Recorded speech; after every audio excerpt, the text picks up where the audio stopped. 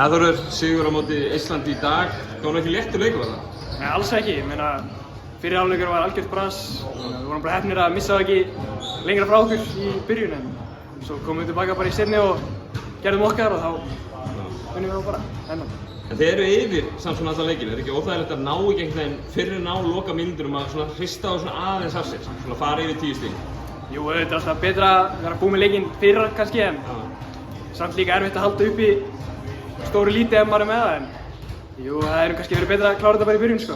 Það var helvits erfitt.